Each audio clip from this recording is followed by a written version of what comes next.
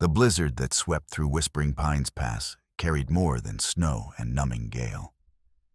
It carried the dying screams of a woman whose only crime was healing the innocent. Wilhelmina Fogel lay crumpled in the snowdrift, where they had left her crimson droplets from her split scalp, already crystallizing in the biting frost like tiny rubies scattered across a virgin white. The cold bit through her torn dress, with teeth sharper than any wolf's each breath, a searing reminder that her lungs still function despite Pike's best efforts to remedy that inconvenience.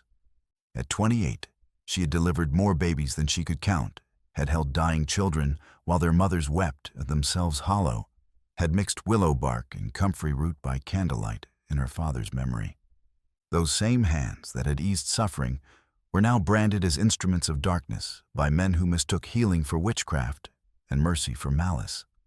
The brass music box that had belonged to her mother lay shattered beside her in the snow, its delicate mechanism exposed to elements that would turn precision into ruin within hours.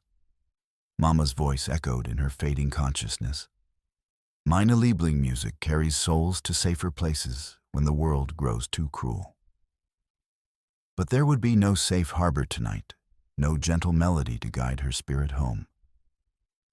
Only the howling wind that cut through flesh like serrated steel, and the taste of her own blood, metallic and final as a gravedigger's shovel.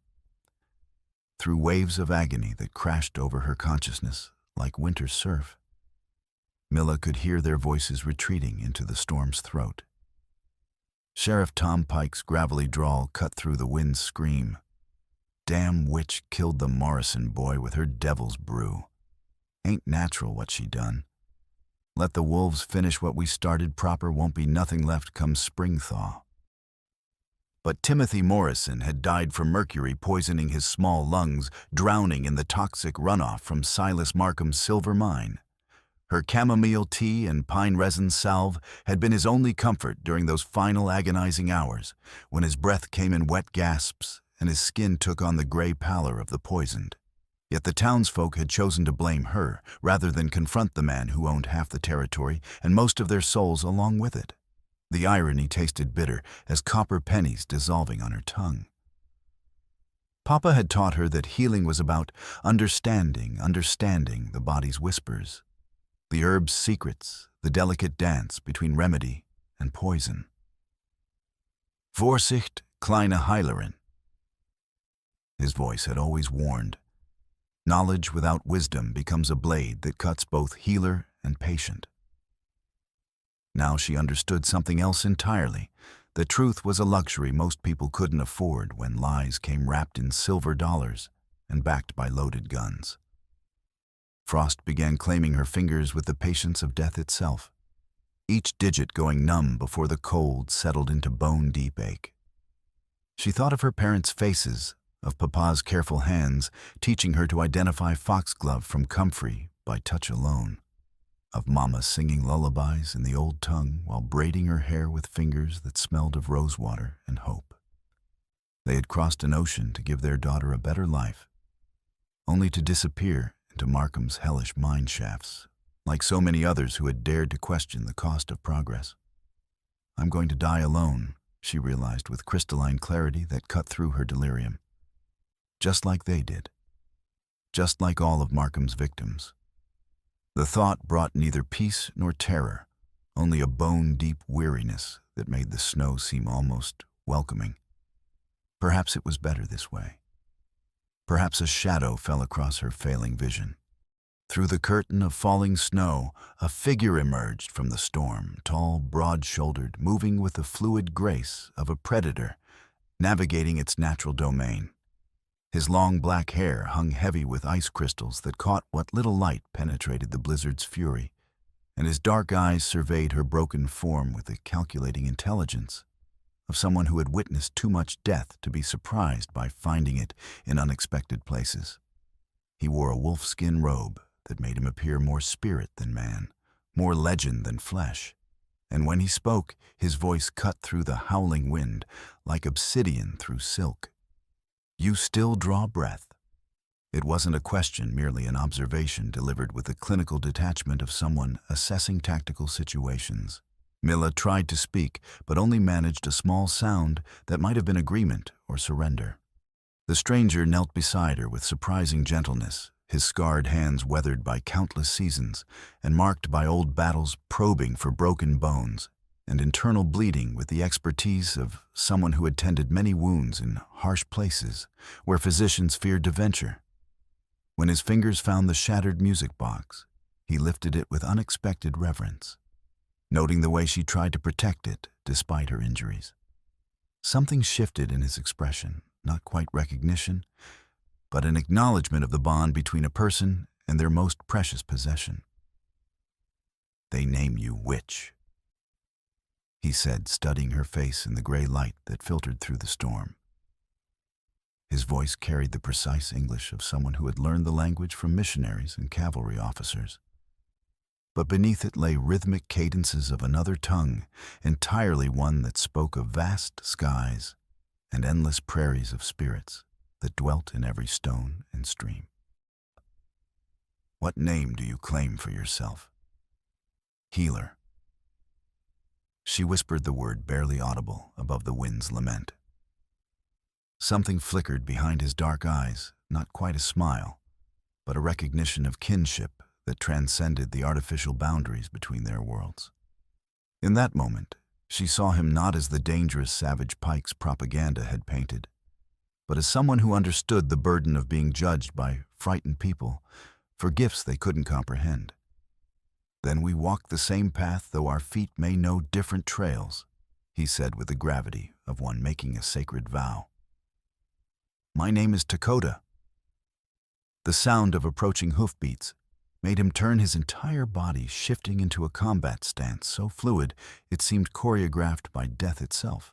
3 riders were picking their way back through the storm, and their faces flushed with whiskey and the righteous fury of men convinced they served a just cause. The largest a mine foreman named Briggs, whose hands were permanently stained black from silver ore, raised his rifle when he spotted the Lakota warrior crouched beside their discarded victim. "Step away from the damn witch, redskin." Briggs slurred his words, carrying the ugly confidence of a man who had never faced real consequences for his actions. "This here ain't none of your heathen concern." Lakota rose slowly, his movements deliberate and unthreatening. But Milla caught the subtle shift in his stance, the way his hand rested near the bone handle of the knife at his belt. The coiled readiness that marked him as someone who had killed before and would kill again if circumstances demanded such harsh mathematics. "She comes with me," he said, his voice carrying the quiet authority of someone accustomed to being obeyed by those with wisdom enough to recognize true danger. "Like hell she does." Pike's voice cracked through the night like a bullwhip as the sheriff emerged from behind a cluster of snow-laden pines. His badge gleamed dully in the lantern light, tarnished by more than weather, and his hand rested on the worn grip of his Colt Peacemaker, with the casual familiarity of a man who had drawn it in anger more times than he could count. "That woman's wanted for murder, and I aim to see justice done proper-like." "Then charge her according to law." Lakota replied evenly, each word chosen with the precision of a man who understood that wrong phrasing could mean the difference between life and death. "With witness and trial as your own statutes demand." Pike's laughter was ugly as a buzzard's cry, carrying all the arrogance of a man who had never been challenged by anyone with the power to make such challenges matter. Trial's already been held savage. Jury of decent Christian folks found her guilty of consorting with dark forces and causing the death of an innocent child through witchcraft and devilry. What jury?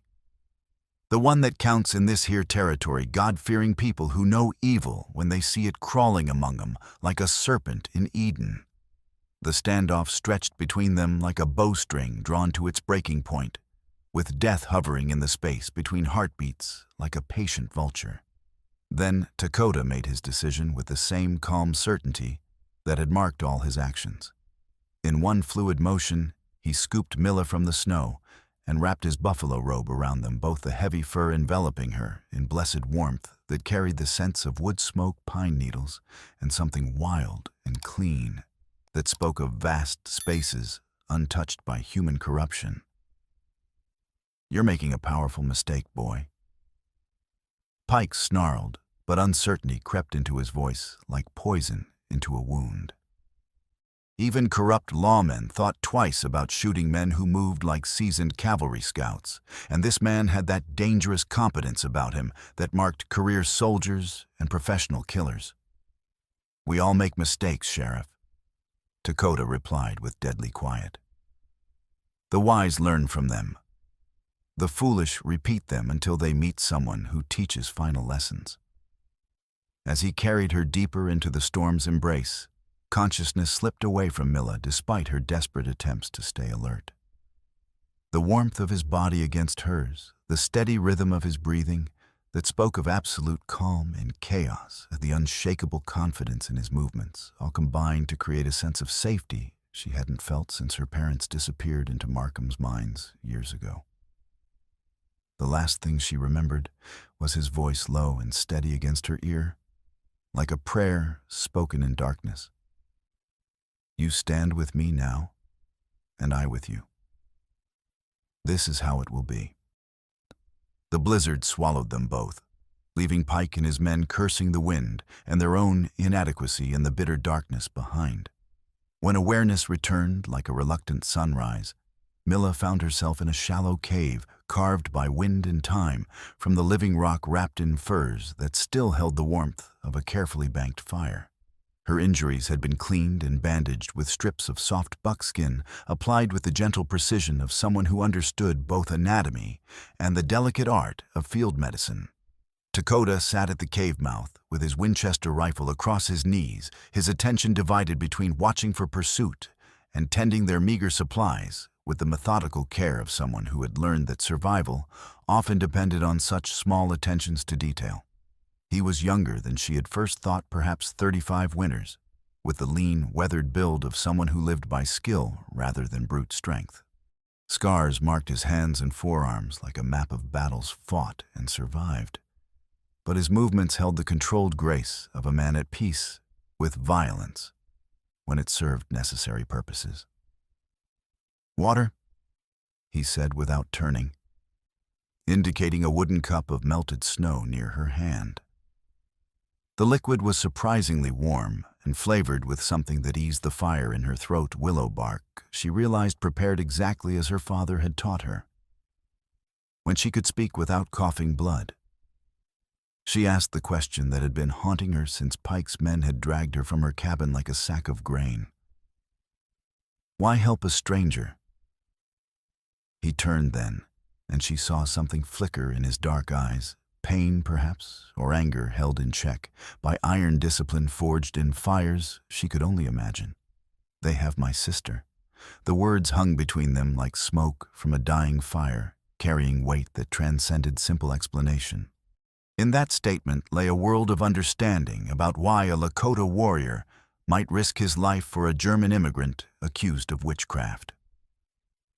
3 moons passed. He continued, his voice remaining steady, though his knuckles whitened where he gripped the rifle. Ayanna was gathering willow bark near the boundary waters when Markham's men took her. 22 winters old, with eyes like summer sky and a scar on her left wrist from a childhood fall. "They use her to pressure my people into selling hunting grounds that have been ours since the world was young and the spirits first walked among the tall grass." Milla closed her eyes, seeing the pattern with perfect clarity now. Markham's empire wasn't built merely on silver and corruption. It was constructed from an intimate understanding of exactly which pressure points would make people break, which loved ones could be threatened to ensure compliance. "The music box," she said, suddenly, memory returning in sharp fragments like pieces of broken glass catching firelight. "Did you save it?" "Here." He placed the battered artifact in her hands with the same reverence he might show a sacred relic, his fingers lingering briefly over hers in a touch that sent unexpected warmth through her chest. The mechanism is damaged, but the hidden space survived intact. With trembling fingers, she opened the secret compartment her father had shown her years ago before Markham's corruption had consumed him, along with so many others. Inside, wrapped in oiled cloth that had protected them through storm and violence, were the documents Dr. Elias Finch had pressed into her hands just hours before the mob arrived: water contamination reports, medical records of children sickened by mercury poisoning, and most damning of all, correspondence detailing Markham's full knowledge of the toxic runoff.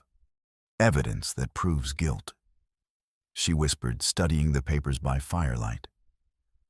Evidence that men will kill to suppress. Lakota agreed, his warrior's pragmatism cutting through her moment of hope like a blade through silk. Which means we must ensure it reaches authorities they cannot buy or intimidate. The sound of wind outside their shelter reminded them both how precarious their situation remained. Pike would have trackers searching by dawn, and winter in the mountains was as deadly as any human enemy, perhaps more so since it killed without malice or mercy, caring nothing for justice or innocence. "Can you ride?" Lakota asked, studying her injuries with clinical assessment that somehow managed to be both impersonal and deeply caring. "I'll have to." He nodded, accepting her determination without question or false sympathy. In his world, survival often depended on pushing beyond what seemed possible, on finding strength in places the body insisted it didn't exist. They emerged from the cave into a world transformed by the continuing storm.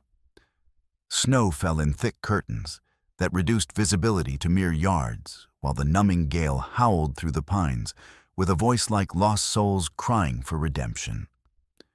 Lakota's paint horse stood patient as carved granite, its winter coat thick enough to shed the driving snow, its intelligent eyes reflecting the same quiet competence as its master.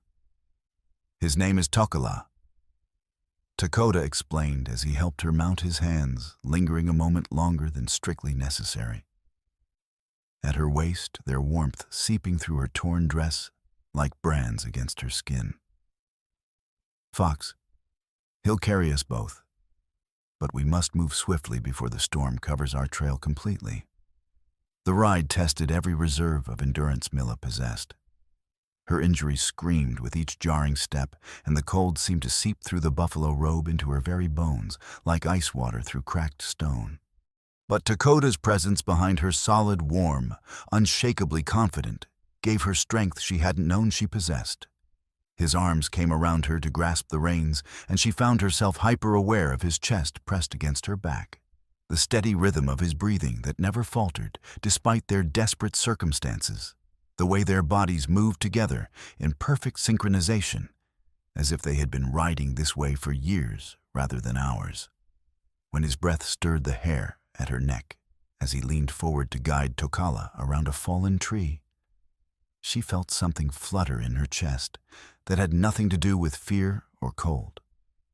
The realization startled her that even here, even now, surrounded by enemies and racing toward an uncertain fate, she could feel the stirring of something deeper than mere gratitude for her rescue. They were perhaps halfway to Carter's farm when they heard the first sounds of pursuit echoing through the forest like the baying of hellhounds. Pike's trackers had found their trail despite the storm, and the hunting dogs' voices carried clearly through the night air, growing steadily closer with each passing mile. "How many?" Milla asked, though she dreaded the answer. 6 men, maybe 8, plus the hounds." Tokala was already laboring through the deep snow, but Lakota urged the brave animal to greater speed anyway, knowing that gentleness now meant death later. "We won't outrun them to Carter's place, not carrying double through this terrain." "Then what do we do?" Instead of answering directly, he guided his mount toward a steep ravine that cut through the mountainside like a wound carved by some ancient giant's axe. The frozen creek at its bottom gleamed like polished silver in the moonlight, offering a natural highway that would confuse the dog's scent trail and provide concealment from rifle fire. "Can you hold on if we descend?"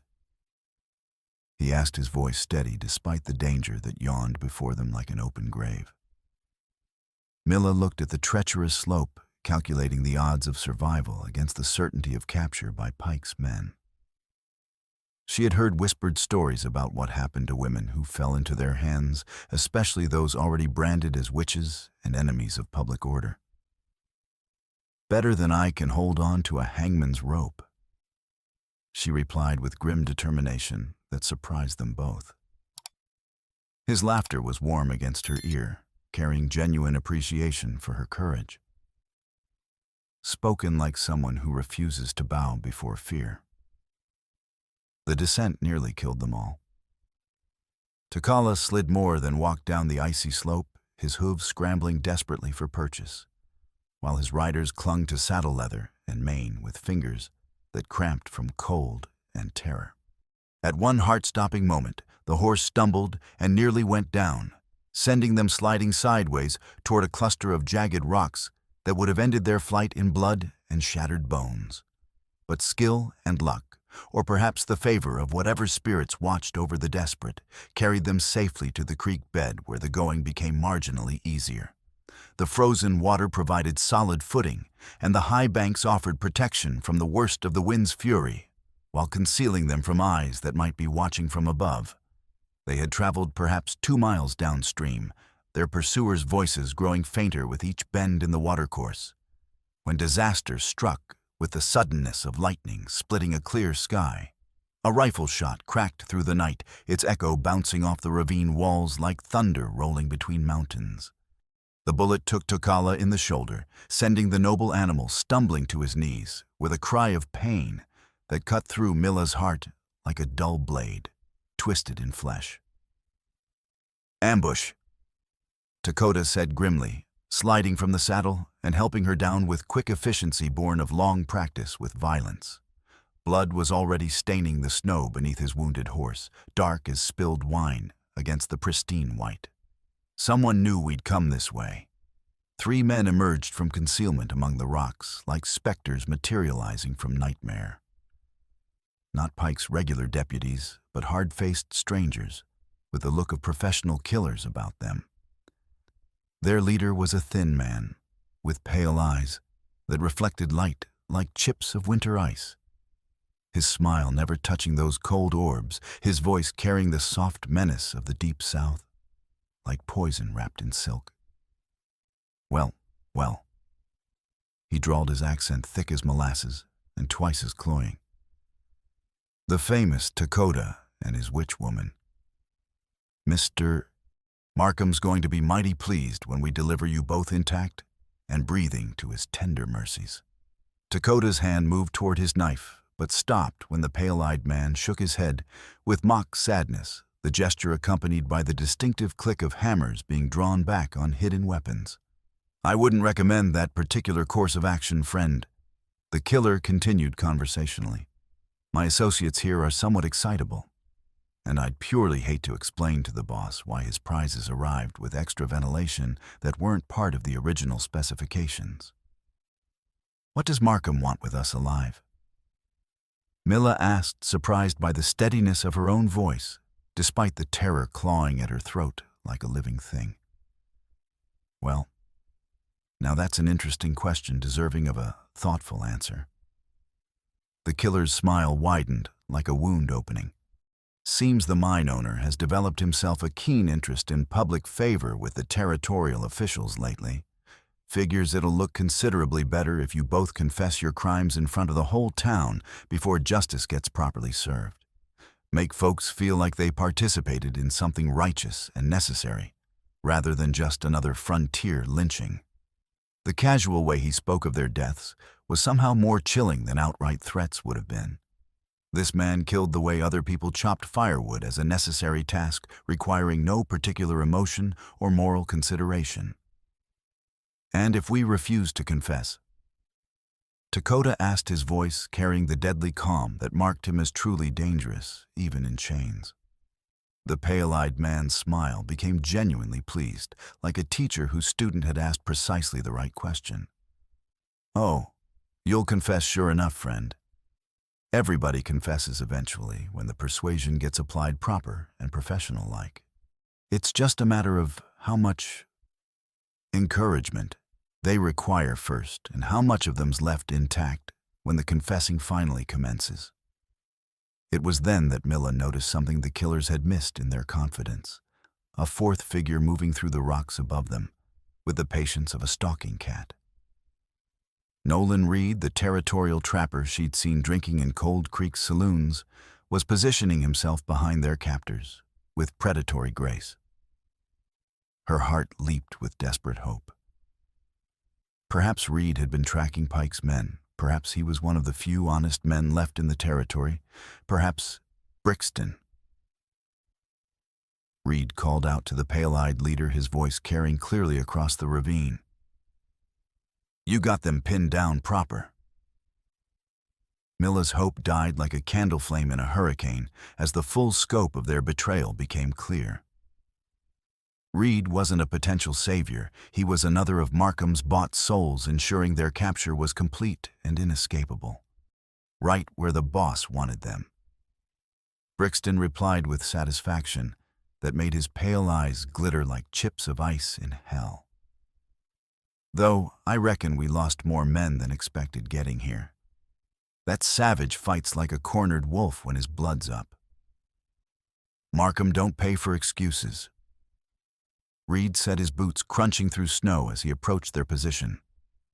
"Just results. You boys secure them proper while I check on the wounded and make sure they ain't playing possum." But as Reed drew closer, something shifted in his weathered face. His eyes met Milla's for just a moment, and she saw not the cold calculation of a hired killer, but something that might have been regret, or perhaps resolve crystallizing in the face of consequences too long avoided. "Actually," Reed said quietly, his voice carrying a different quality now, like steel being drawn from a scabbard, "I reckon I'm done taking Markham's silver." His rifle swung toward Brixton with smooth precision, but the pale-eyed killer was faster than Reed had anticipated. Years of professional violence had honed Brixton's reflexes to supernatural sharpness, and his pistol cleared leather in a blur of motion that would have impressed even the most skilled gunfighters of legend. Both men fired simultaneously in a thunderclap of violence that echoed off the ravine walls like the wrath of angry gods. Reed stumbled backward, crimson spreading across his coat like spilled paint. But his shot had found its mark.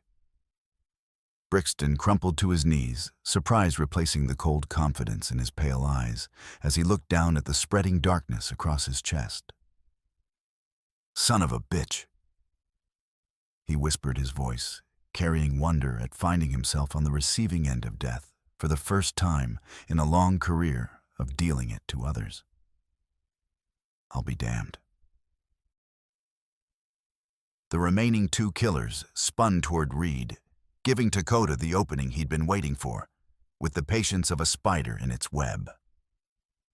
His knife flashed in the moonlight, like a piece of captured starfire, finding the throat of the nearest man before he could bring his rifle to bear. In the same fluid motion that spoke of countless battles survived through skill and instinct, Lakota rolled behind a boulder as the last killer opened fire muzzle flashes, lighting up the ravine like deadly fireworks, painting hell across the landscape. Milla threw herself flat against the creek bank, her heart hammering against her ribs like a caged bird, as bullets whined off rocks above her head, each impact sending up sparks and stone fragments that stung her face like angry wasps. The wounded Reed was trying to reload his rifle with hands that shook from blood loss, and the growing cold that came with approaching death, while the surviving killer sought better position among the jagged stones. The music box was still clutched in her hand, its familiar weight a strange comfort in this moment of chaos and violence. Without hesitation, she hurled the brass artifact at the killer's head with all the strength desperation could provide. It struck him just above the left ear with a solid impact that sent him stumbling backward into the icy creek, his rifle discharging harmlessly into the star-filled sky. "Move!" Lakota's voice cut through the gunfire as he provided covering fire with his Winchester, the rifle's bark echoing off canyon walls. Upstream toward the big boulder, they ran through the frozen hell of the ravine, while the stunned killer struggled to regain his footing in the treacherous water that threatened to drag him downstream into deeper pools where the current still ran swift beneath the ice. Behind them, Reed was slumped against the rocks, his breathing shallow but steady as eyes, already taking on the glassy sheen that spoke of a man measuring his remaining time in minutes rather than hours. "Go!" The trapper wheezed as they paused beside him, his voice barely audible above the wind's howl.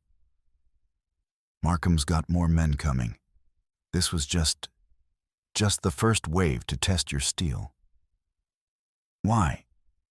Milla asked, kneeling beside him to assess his wound with professional eyes that could find no hope in what they saw. "Why change sides now, when it means dying?" Reed's smile was bitter as winter wind, carrying all the weight of choices made and consequences accepted. "Because I got tired of being bought and paid for like a piece of mining equipment. Man can only sell his soul so many times before he starts wondering what he's got left to bargain with when the final accounting comes due." His eyes were growing glassy with shock, but he forced himself to focus on Dakota with the desperate intensity of a man racing against time. "Your sister, she's alive. Markham's keeping her at his mansion along with other women who ask too many uncomfortable questions. Ruth Kincaid, the schoolteacher, Doc Finch's wife, claims they're suffering from female hysteria, needs to keep them confined for their own good and public safety." The revelation sent cold fury through Dakota's veins like liquid fire. "Where exactly?" "Private medical facility on the second floor. Bars on the windows, armed guards at every door." Reed coughed, specks of blood staining his lips like crimson flowers blooming in snow. "But there's a service entrance through the old conservatory. Kitchen staff use it for supplies when they don't want to disturb the family's refined sensibilities." "Can you travel?" Milla asked, though she already knew the answer from the way the light was fading from his eyes. "I reckon this is as far as old Nolan Reed goes." He admitted with surprising calm, as if death were merely another frontier to cross. "But I can buy you some time if more of Markham's boys come looking. Still got enough fight left in me for one last stand, one last chance to do something worth remembering." Dakota studied the dying man's face, seeing something there that commanded respect despite their previous enmity, the look of a soul finally choosing redemption over profit, honor over survival. "What changed your mind?" the warrior asked, his voice carrying genuine curiosity about the transformation he was witnessing. "Found out what really happened to your parents, Miss Vogel." Reed's voice was growing weaker, but his eyes remained fixed on Milla with desperate intensity, as if he could transfer his regret directly into her consciousness. "Your pa didn't just disappear into the mine like we told everyone. Markham had him killed when he tried to expose the mercury contamination to territorial authorities. Made it look like a cave-in. But I helped. God forgive me, I helped cover it up for 30 pieces of silver." The words hit Milla like physical blows, each revelation driving the breath from her lungs as if Reed had struck her with his fists instead of his confessions. Her father hadn't simply vanished. He'd been murdered for trying to do the right thing, and this man had helped conceal the crime for years while she wondered and hoped and prayed for some word of his fate. "Your pa gave me something before he died." Reed continued fumbling inside his coat with trembling fingers that could barely manage the simple task. "Said if anything happened to him, I should make sure his daughter got it. Been carrying it ever since, telling myself I'd find the right moment." He withdrew a small leather journal, its pages yellowed with age and stained with what might have been blood or tears or both. His real research notes. Everything Markham didn't want the territorial authorities to see written in his own hand, with calculations that don't lie. Milla took the journal with hands that shook worse than the dying man's, her father's familiar handwriting swimming before her eyes, as tears she hadn't allowed herself to shed finally broke free like water through a cracked dam. Every page covered with detailed chemical analyses, environmental impact studies, and most damning of all, correspondence proving that Markham had known about the mercury contamination from the very beginning, and had chosen profit over human life with full knowledge of the consequences. Why keep this? Lakota asked, suspicion still coloring his voice, despite Reed's apparent change of heart. Why not destroy it, along with the man who wrote it? Insurance, mostly. Figured if Markham ever tried to dispose of me like an old horse that couldn't pull its weight, I'd have something to bargain with. Reed's breathing was becoming increasingly labored, each word an effort that cost him precious strength. But seeing what he's done to this whole territory, what he's done to families like yours, I reckon some things are more important than staying alive. The sound of approaching horses echoed through the ravine, growing steadily closer, like the hoofbeats of the apocalypse. Reed struggled to sit up straighter, his rifle wavering in hands that could barely support its weight, but his eyes burning with the fierce light of a man who had finally found something worth dying for. "Get going," he urged, checking his weapon's load with fingers that moved by instinct and long practice. "I'll hold them off as long as breath remains in this old body." Lakota hesitated for a moment, torn between pragmatic necessity and an unexpected surge of respect for the dying man's redemption. Then he gripped Reed's shoulder with surprising gentleness, his touch conveying forgiveness that words could never adequately express.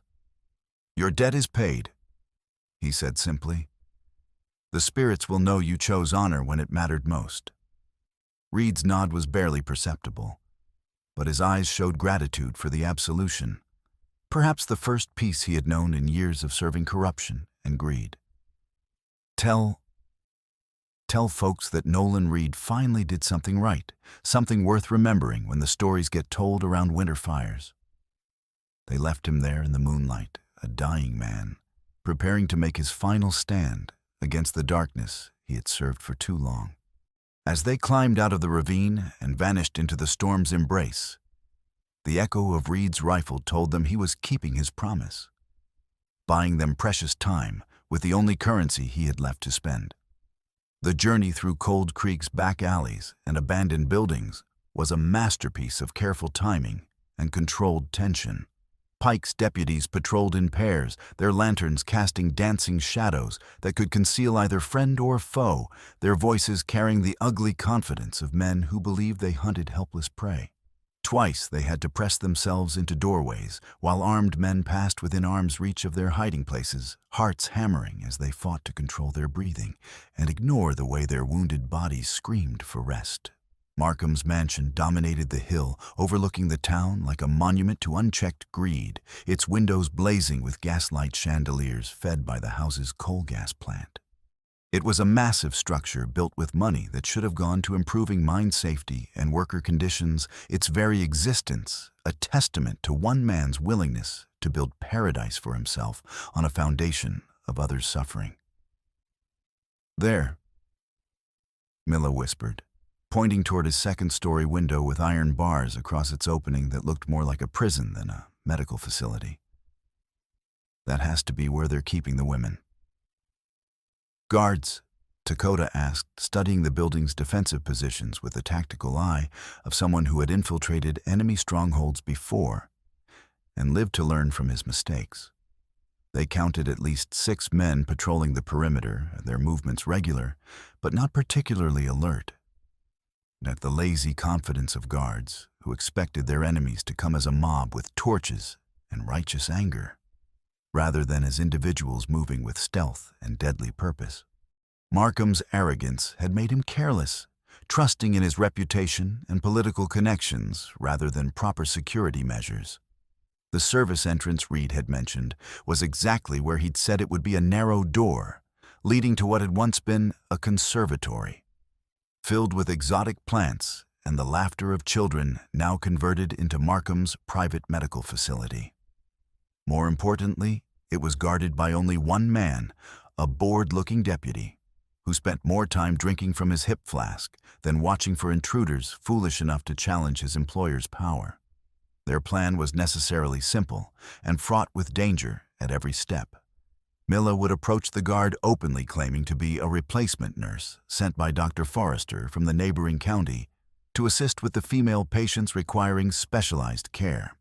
While she distracted him with medical credentials and professional authority, Lakota would neutralize the sentry and gain access to the building through methods that left no room for alarm or escape. It worked perfectly until they discovered the truth waiting inside. The converted conservatory was a chilling blend of legitimate medical equipment and instruments of torture that spoke of Markham's twisted understanding of healing. Examination tables fitted with leather restraints, cabinets full of laudanum and other drugs used to keep prisoners compliant and tractable, and most disturbing of all, detailed charts tracking the treatment progress of various female patients with clinical precision that would have impressed any asylum administrator. Ruth Kincaid was in the first room they found, along with two other women Milla recognized from town, and the wives of miners who had asked too many questions about safety conditions underground and found themselves diagnosed with female hysteria, requiring immediate confinement. All three appeared heavily sedated, and their eyes unfocused and their movements sluggish, as if they moved through water rather than air. "Ruth," Milla whispered gently, shaking the schoolteacher's shoulder, with the careful touch of someone who understood the fragility of minds pushed beyond their limits. "Can you hear me?" Ruth's eyes slowly focused confusion, giving way to recognition, and then desperate hope that flickered like a candle flame in darkness. "Milla, but they said you were dead, burned alive in your own cabin by righteous flames." "Not yet, though they tried their best." "Can you walk?" I think so. They give us something in the water makes it hard to think clearly, like swimming through molasses." Ruth struggled to sit up, her coordination impaired, but her determination intact despite months of chemical imprisonment. "Ayanna is in the next room. They keep her separate because she won't stop trying to escape, keeps fighting even when the drugs make her weak as a kitten." They found Lakota's sister behind a heavier door, secured with multiple military-grade locks that spoke of Markham's particular interest in keeping her contained.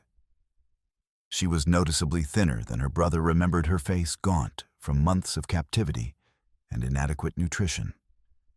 But her eyes still held the fierce intelligence that had made her such an effective gatherer of medicinal plants and keeper of tribal wisdom.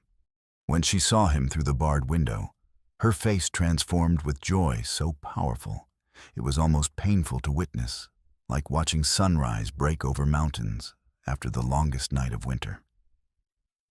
"Brother," she whispered as he worked on the locks with tools that had seen many such applications, her voice carrying all the love and faith that had sustained her through endless dark months.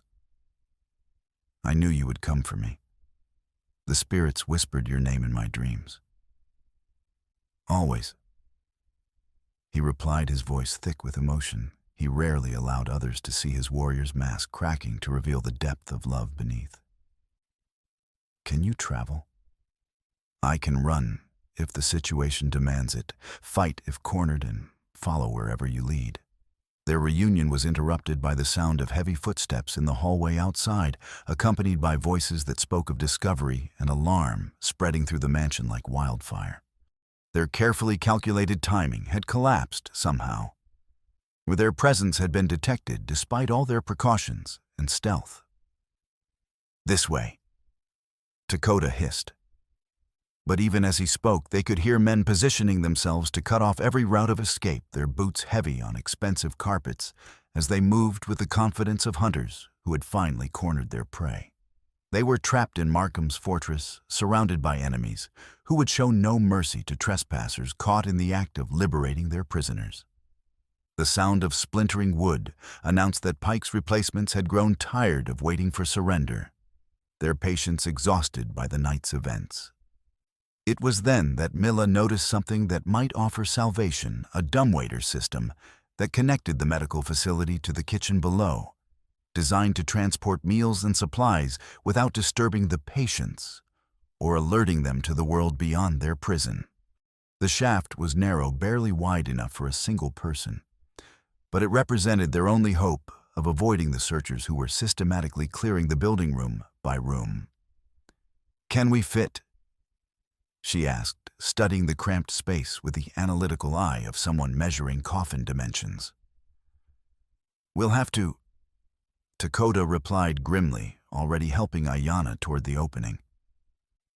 One by one, they squeezed into the constricted space, the dumbwaiter creaking ominously under their combined weight, as Lakota operated the pulley system with careful precision, born of desperation.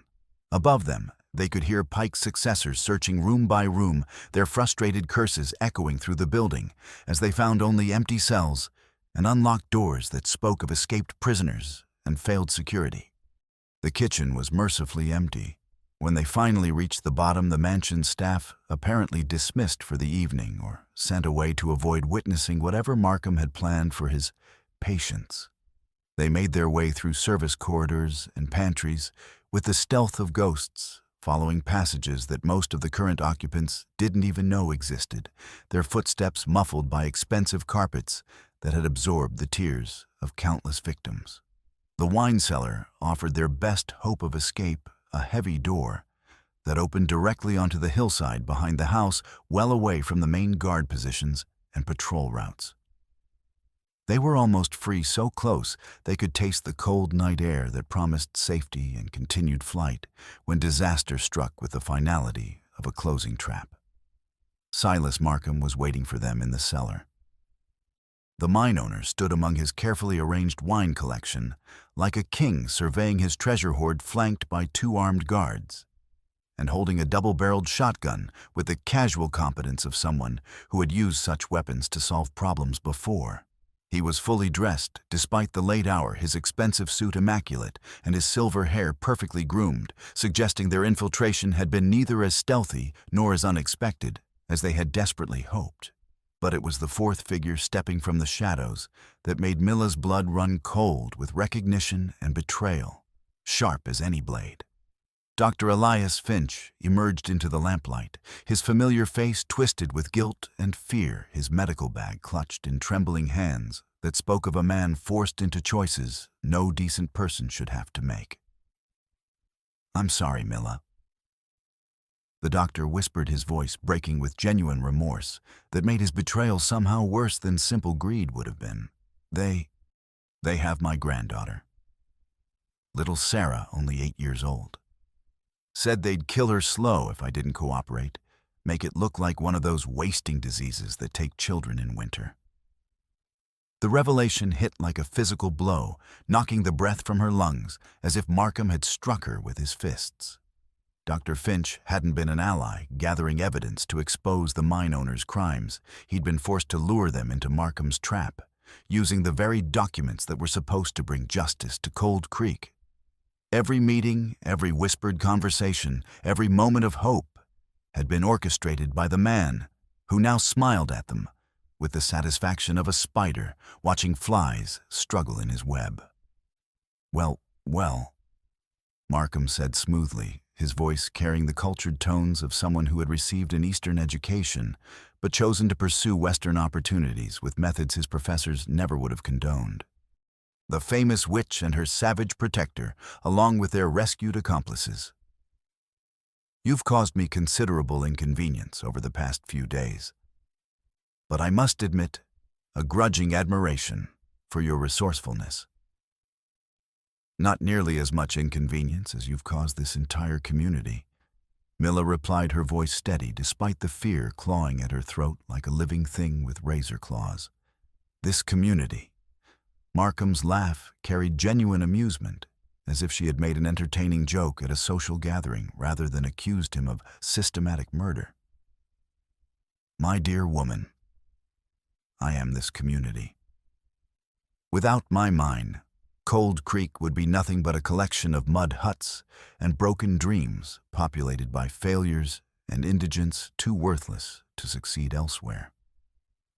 You provide death disguised as progress. Ruth interrupted, having regained enough clarity to understand their situation and the scope of Markham's evil. 18 children dead from mercury poisoning in the past year alone, and dozens more showing symptoms that will kill them slowly and painfully. Regrettable, certainly. But progress always exacts its price from those too weak to adapt to changing circumstances. Markham's expression remained pleasantly reasonable, as if they were discussing weather patterns rather than child mortality rates. The territorial government understands that certain sacrifices must be made for the greater good of regional development and economic prosperity. What greater good? Ayanna spoke for the first time since her rescue, her voice carrying contempt sharp enough to cut through Markham's civilized facade like obsidian through silk. Your greater good killed my nephew with poisoned water. Your greater good turned sacred hunting grounds into toxic wasteland that will be barren for 7 generations. Markham's pleasant mask slipped slightly, revealing the cold calculation beneath his cultured exterior, like ice showing through cracked veneer. Your people have no legal claim to those lands, young woman. The territorial authority has been quite clear about that matter, and federal policy supports development over primitive superstition. Because you bought every official who matters. Lakota said quietly, his voice carrying the deadly calm that marked him as truly dangerous despite his current disadvantage. But there are still some authorities who can't be purchased with silver dollars and empty promises. Are there indeed? Markham's smile returned cold as Arctic ice and twice as cutting. I rather doubt that assertion, my savage friend. In my experience, every man has his price. It's simply a matter of determining the correct currency and applying the proper pressure to sensitive areas. The mine owner raised his shotgun as he spoke, his intention crystal clear in the way he sighted down the barrel. But he had made the fatal error of underestimating his captive's desperation and the lengths to which cornered people would go to protect those they loved. Milla had been studying the wine cellar's layout since their arrival, her medical training having taught her to observe details others might miss in moments of crisis. The room's ventilation system included several large ducts that carried air from the surface ducts that also contained the gas lines feeding the mansions, a network of gas lines and wall sconces, an engineering marvel that Markham had proudly showed off to territorial officials as proof of his progressive thinking. From her medical bag, she withdrew a small vial of phosphorus solution, the same chemical she used to create medicinal compounds that required precise ignition temperatures. In the confined space of the wine cellar, with its concentration of flammable alcohol vapors and pressurized gas lines, even a small chemical reaction could create chaos sufficient to tip the balance of their desperate situation. You might want to consider your options carefully, Mr. Markham.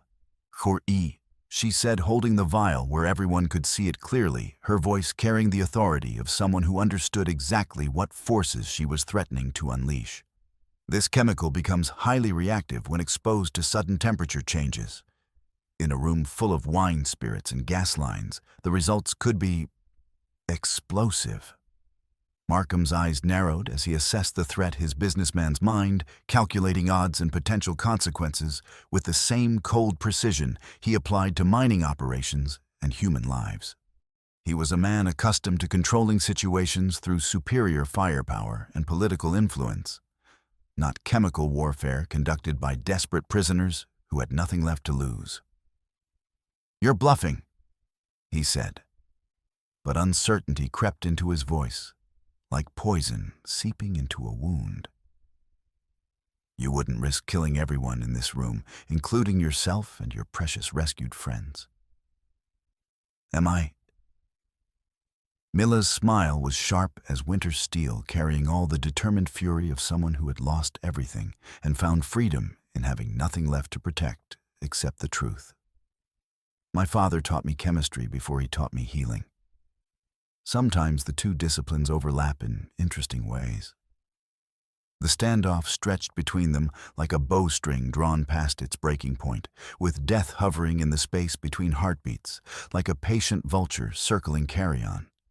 Then Ayanna moved with the fluid grace of someone who had spent her entire life in harmony with the natural world, her months of captivity having done nothing to dull the reflexes that had kept her people alive in hostile territories for countless generations.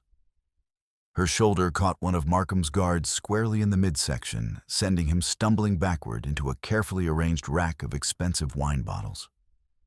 The man went down in a cascade of breaking glass and flowing alcohol that filled the air with vapors potent enough to make everyone's eyes water and their heads spin from the concentrated fumes. Lakota seized the moment of confusion to strike his knife, finding the second guard's throat before the man could bring his rifle to bear.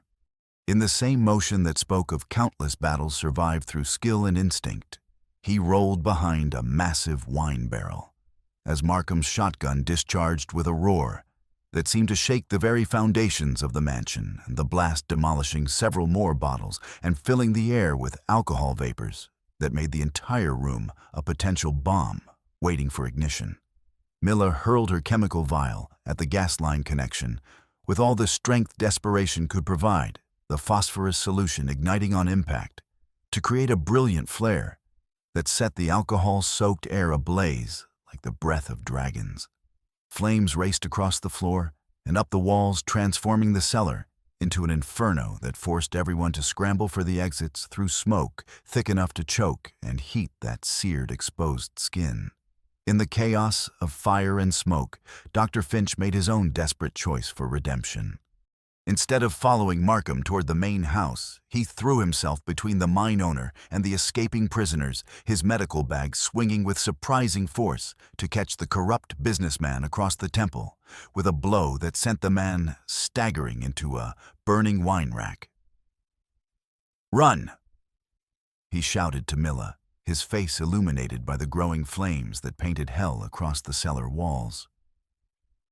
"My granddaughter is hidden at the Carter farm. Tell them Dr. Finch sent you, and they'll know you speak truth." Markham's return blow sent the elderly doctor crashing into a collection of burning bottles, but the distraction was enough to tip the balance in their favor. Lakota kicked open the cellar's exterior door, and they poured out into the blessed cold of the storm like souls escaping damnation, their lungs burning from smoke and their hearts hammering with the desperate rhythm of survival against impossible odds. Behind them, Markham's mansion blazed against the night sky like a beacon of divine retribution. Its expensive windows exploding outward as the fire spread through gas lines and imported furnishings with the hunger of flames that had been too long denied such rich fuel. The mine owner himself staggered from the conflagration, his perfect suit torn and blackened, his silver hair singed, his face twisted with fury that had finally consumed his civilized mask, entirely like acid eating through thin veneer. "Kill them," he screamed to whatever guards remained, his voice cracking with the rage of a man watching his empire crumble into ash and ruin.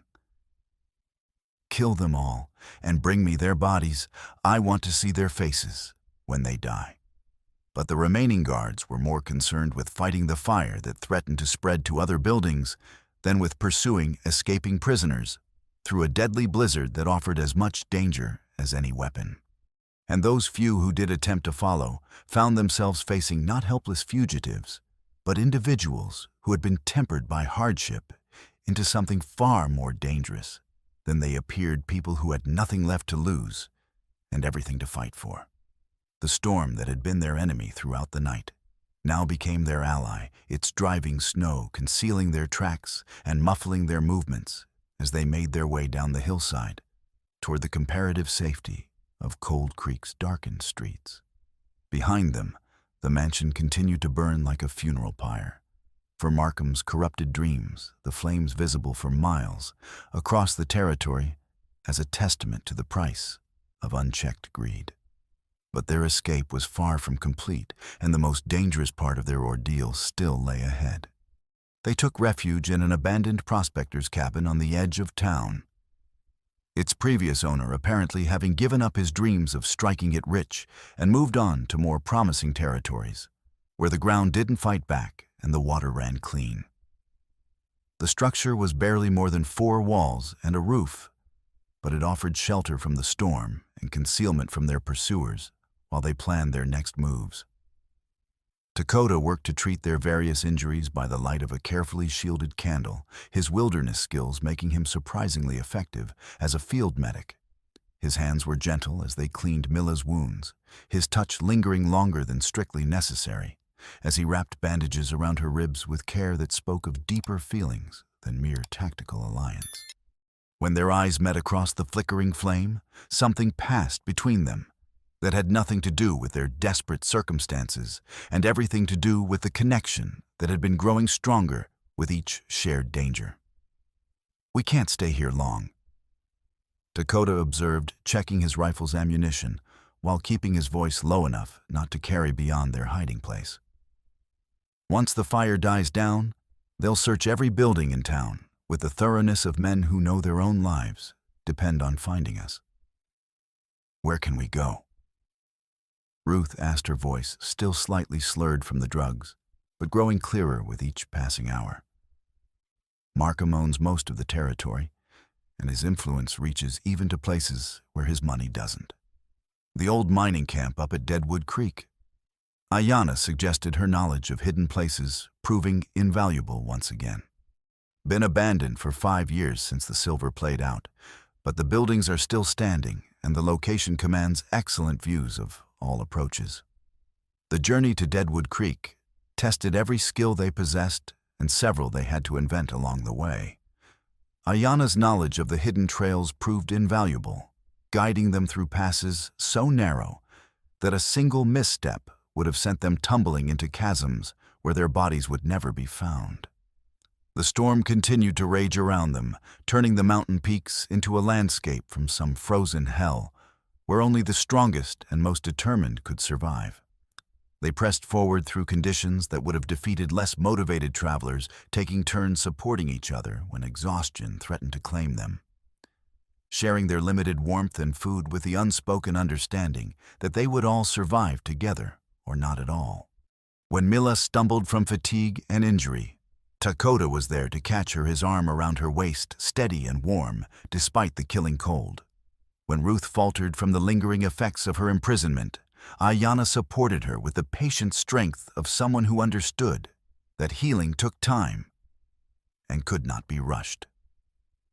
The abandoned mining camp, when they finally reached it near dawn, was a collection of weathered buildings clinging to a mountainside, like the bones of some long-dead creature.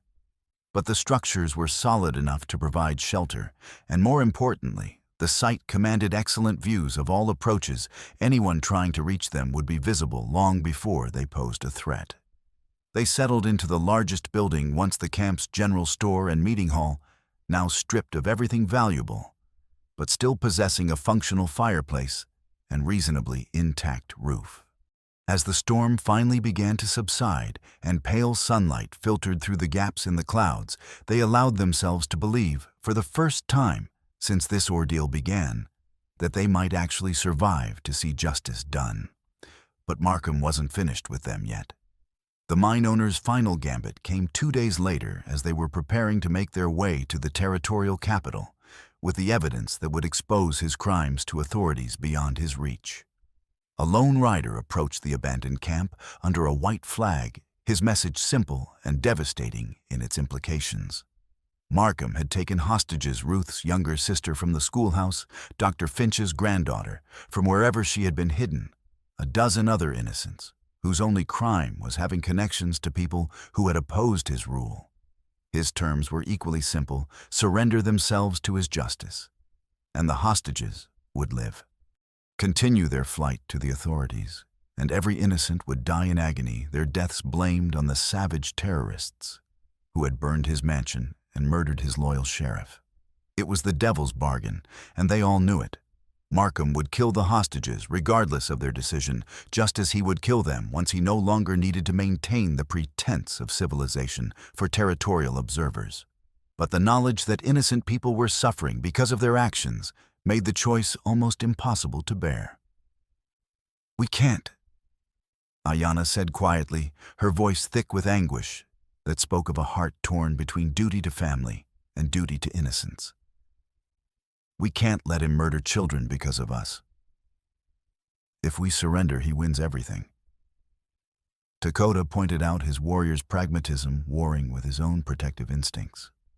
"The poisoning continues, the corruption spreads, and our deaths become just another example of frontier justice dealing with dangerous criminals.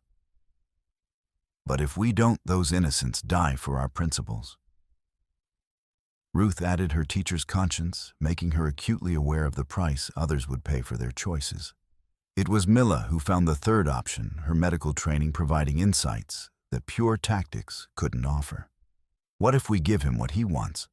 she said slowly, her mind racing through possibilities with the precision of someone trained to find solutions in desperate circumstances. But not in the way he expects. Her plan was audacious, dangerous, and dependent on precise timing, medical knowledge, and Markham's own arrogance. Using the chemical formulas recorded in her father's journal, she would create a compound that simulated the symptoms of mercury poisoning, but one that was ultimately survivable with proper treatment. When they appeared to surrender to Markham, they would already be dying from the same contamination that had killed so many children, making them useless as propaganda tools, but potentially valuable as proof of his innocence to anyone who examined them closely. "He'll want to display us publicly," she explained, her voice growing stronger as the plan took shape in her mind. "To show the community that justice has been served and the dangerous criminals have been punished by their own evil actions. But if we appear to be dying from mercury poisoning, it raises questions about where we were exposed, questions that might make even bought officials uncomfortable." It was a desperate gamble that required them to poison themselves in controlled doses, trusting that Milla's medical knowledge could keep them alive long enough to reach honest authorities. But it was also their only hope of saving the hostages while still exposing Markham's crimes to the world. The final confrontation took place in Cold Creek's main street 3 days later, with most of the town's population gathered to witness what Markham had billed as the conclusive proof of his innocence and their guilt. They stumbled into the town square like the dying criminals he claimed they were, their faces pallid with chemical poisoning and their movements uncoordinated, their speech slurred by the same toxins that had killed Timothy Morrison and so many other children. Markham stood on the steps of the territorial courthouse like a conquering hero, his expensive clothes immaculate. Despite the recent destruction of his mansion, his silver hair gleaming in the afternoon sunlight. Beside him stood a new sheriff, one of his former guards hastily deputized to replace the succession of lawmen who had died in his service. "Behold the fate of those who would poison our children and burn our homes," Markham proclaimed to the crowd, his voice carrying the righteous indignation of an innocent man vindicated by Providence. "See how their own evil has consumed them, how their bodies bear the mark of the contamination they spread among our families, like a plague sent by the devil himself." But Dr. Forrester, the medical examiner hastily summoned from the neighboring county, was frowning as he studied their symptoms with the trained eye of someone who had seen too many cases of industrial poisoning to be easily fooled. Unlike the local physicians who were either bought or intimidated by Markham's influence, Forrester possessed both integrity and sufficient distance to ask uncomfortable questions. "This presentation is consistent with acute mercury exposure," he announced to the crowd, his professional voice cutting through Markham's theatrical proclamations like a surgeon's blade through infected tissue. "But the onset pattern suggests recent massive contamination rather than the chronic exposure we've documented in local children. Obviously, they were hoarding mercury for their witchcraft rituals," Markham replied smoothly, but something flickered behind his eyes, the first hint of uncertainty in his perfect performance. like a crack appearing in a dam that had held back truth for too long. Where would they obtain such quantities? Forrester pressed his medical curiosity aroused despite the political implications of his questions. And why would the symptoms manifest so uniformly across 4 individuals who were supposedly exposed at different times and locations through different mechanisms? It was the opening Milla had been hoping for, the moment when scientific method would begin to unravel Markham's carefully constructed lies. With tremendous effort, she raised her head to look directly at the medical examiner, her voice barely audible but clearly enunciated despite her chemical impairment. "My father's journal," she whispered, the precious evidence still clutched in her trembling hands like a sacred relic. "Chemical analysis. Proved source of contamination. Markham's mine, all documented." Dr. Forrester took the journal with professional interest, his eyes widening as he read Franz Vogel's meticulous scientific documentation. Here was irrefutable proof that the mercury contamination originated from the silver extraction process, that Markham had known about it from the beginning, and that he had deliberately covered up the environmental damage to protect his profits at the cost of human lives. "Mr. Markham," the doctor said slowly, his voice carrying new authority that made the crowd lean forward with sudden attention. "These documents suggest that you have been aware of systematic mercury contamination from your mining operation for over 2 years. Can you explain why no remedial action was taken to protect the community?" "Those are forgeries." Markham snarled his civilized mask, finally slipping completely to reveal the snarling beast beneath. "Lies concocted by criminals trying to escape justice for their heinous crimes against innocent people." But the crowd was murmuring now, their mood shifting as the implications became clear. These were people who had lost children to mysterious illnesses, who had watched their neighbors sicken and die, while being told there was nothing to be done except pray and accept God's will. The possibility that those deaths were preventable, that they had been caused by someone's greed rather than divine providence, was beginning to transform their grief into anger hot enough to melt iron. "Examine them yourself," Milla called out, using the last of her strength to make herself heard above the growing commotion. "Test our blood for mercury levels. Compare them to the children who've died. The source is the same." Dr. Forrester was already moving toward them with his medical kit, his professional instincts overriding any political considerations that might have counseled caution. But Markham had heard enough. His empire was crumbling around him like a house built on sand, and he was prepared to take as many people down with him as a structure could support. The mine owner's hidden derringer appeared in his hand like a magician's trick, its small barrel aimed directly at Milla's heart, with the precision of someone who had practiced such moments in his mind until they became reflex. "Enough!" He screamed, his voice cracking with the strain of maintaining his performance, while watching everything collapse into ruin. "She dies now, and all her lies die with her." But he had forgotten about Dakota, whose warrior's instincts had been tracking every movement, every shift in posture that might signal violence.